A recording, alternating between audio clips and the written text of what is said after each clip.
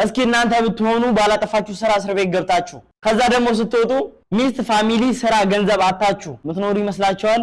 የዛሬ ባለ ታሪካችን የሆነ ነገር አጋጥሞታል ማለት ነው። ቀጥታ ወደ ታሪኩ እንሄዳለን። የዛሬ ባለ ታሪካችን ስሙን አቤል እንላለን ማለት ነው። አቤል በአንድ በከፍተኛ የመንግስት መስሪያ ቤት ውስጥ የሚሰራ አንድ ወጣት ነው ማለት ነው። እናም እዚህ መስሪያ ቤት ውስጥ በጣም ጎበዝና ታታሪ ጠንካራ ስለነበረ ቶሎ በእድገት ላይ እድገት በሹመት ላይ ሹመት እያገኘ በጣም ጠንክሮ በመስራት ትልቅ ደረጃ ይደርሳል ማለት ነው። እናም እንደዚህ በመስራት ባለበት ሰዓት ላይ ከፍተኛ ቦታ ላይ ሲደርስ ሌሎች እዛ ደረጃ ላይ ያሉ ጓደኞችን ያፈራል ማለት ነው።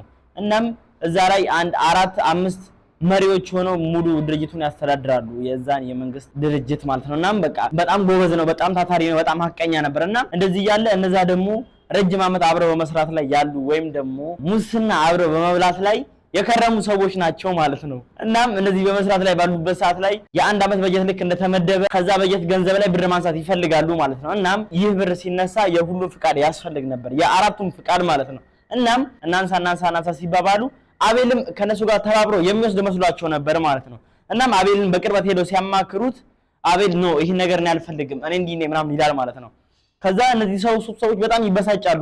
አሁንም በድጋሚ ሄደው ሲያማክሩት ነው እንደዛ ነገር አልፈልግም ያለ በተደጋጋሚ ቢጠይቁትም ይሄን ነገር አብራቸው ለመስራት ፍቃደኛ አይሆንም ማለት ነው። ከዛ ግን እነሱ ማንሳት ፈልገው ነበርና ከተመደበው በጀት ላይ ብዙ ብር ያነሳሉ ማለት ነው። ከዛም ግን አቤል ይሄን ነገር ስለማያውቅ በሱ ስም ያለውን ነገር ብዙ ወንጀሎችን ሰርተው ያስወጣሉ፣ ያን ብርም ይጠቀሙበታል ማለት ነው። ከዛ በጀቱ መዝጊያ ላይ በአቤል ስም ይላካካል። ከዛም ልክ ግምገማ ሲደረግ ሁሉ ነገር አቤል ላይ ተላኮ ይገኛል ማለት ነው። ከዛም አቤል በማያውቀው ነገር እንዲህ ሲሉት ይደነግጣል ምናምን። ከዛም አረን ያላረኩም ብሎ ጓደኞቹን ሄዶ እንደዚህ አርግተናል ምናምን ብሎ ቢጠይቃቸውም እነሱ ሁሉም አይነ ላፈር ብለው ፊታቸውን ያዞሩበታል ማለት ነው። ከዛም ግን እነሱ ተመካክረው ይሄን ወንጀል ወደሱ ያላከኩበትና ፍርድ ቤት ልክ ሄዶ እንትን ባለበት ሰዓት ላይ ጓደኞቹ ያረጋቸው ሶስቱም ሰዎች እሱ ላይ አቤል ላይ ይመሰክሩበታል ማለት ነው። ከዛም አቤል በጣም በንዴትና በቁጭት እስር ቤት ይገባል። ከዛ ፋሚሊዎቹም እንዳለ እኛ ሌባ ልጅ የለንም የሚሰርቅ ልጅ የለንም ምናምን ብለው ቢበሳጩበትም ቢናደዱበትም እስር ቤትም ሄደው እሱ ሊጠይቁት እናም ከባከቡት ፍቃደኛ አይሆኑም። የምር አባትየው በተለይ ቆርጦ ይተዋል ማለት ነው። ከዛ በዚህ መሃል የነበረችው ፍቅረኛም እሱ ለ5 ዓመት እንደተፈረደበት ስታቅ የምር በቃ ብታዝንም ብትናደድም የምር ተስፋ ተቆርጣለች ማለት ነው። ከዛም እሷም አልፎ እሱ ጋር መምጣትና መጠየቅ በደንብ ትጀምራለች፣ በደንብ ትንከባከበዋለች ማለት ነው። ግን እየቆየ እንዳለ 1 ዓመት ያልፋል፣ 2 ዓመት ያልፋል። እሱም በቃ እዛ ውስጥ ረጅም ጊዜ ያሳልፋል። በእነዚህ አይነት ነገርም የትኛውም ወንጀል እስር ቤት ገብቶ ስለማያውቅ ባመክሮ በ3 ዓመት ይወጣል ማለት ነው ከእስር ቤት። ግን ሲወጣ የጠበቀው ዓለም ሌላና በጣም የሚያስደነግጥ የሚያስገርም ነበር ማለት ነው።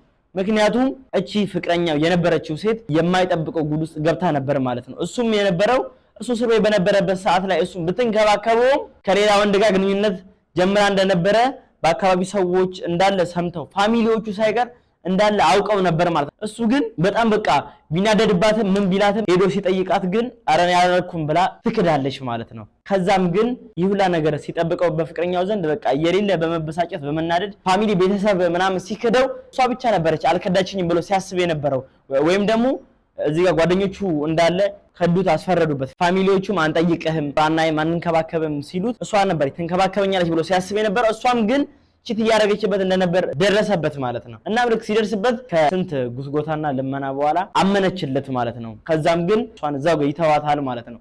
እናም ስራም ሲያፈላልግ አብዛኛው ቦታ ስሙ በዚህ ምክንያት ጠፍቶ ስለነበረ የትኛው መስሪያ ቤት ሊቀበሉት ወይም ደግሞ ሊቀጥሩት ፍቃደኛ አልሆኑም ማለት ነው። እናም በጣም ግራ በመጋባት ላይ ነው ያለው አቤል። ምን ያህል መሰላችሁ እዚህ ጋር ቤተሰብ የለኝም፣ ፍቅረኛ የለኝም፣ ስራም የለኝም፣ ገንዘብም የለኝም፣ ግራ ገብቶኛል፣ በጣም ተጨንቄያለሁ፣ ምን ላድርግ እያለ ነው ማለት ነው። እስቲ ለአቤል ይጠቅመዋል፣ ያበረታዋል፣ ያጠነክረዋል ብላችሁ የምታስቡትን ነገር እንዳለ ኮሜንት ሴክሽን ላይ ማስቀመጣችሁን እንዳትረሱ። ለዚህ ቻናል አዲስ ከሆናችሁ ሼር፣ ላይክ፣ ሰብስክራይብ ማድረጋችሁን እንዳትረሱ። በቀጣይ በሌላ ታሪክ እስክንገናኝ እወዳችኋለሁ እያልኩኝ በዚህ ሰናበታለሁ።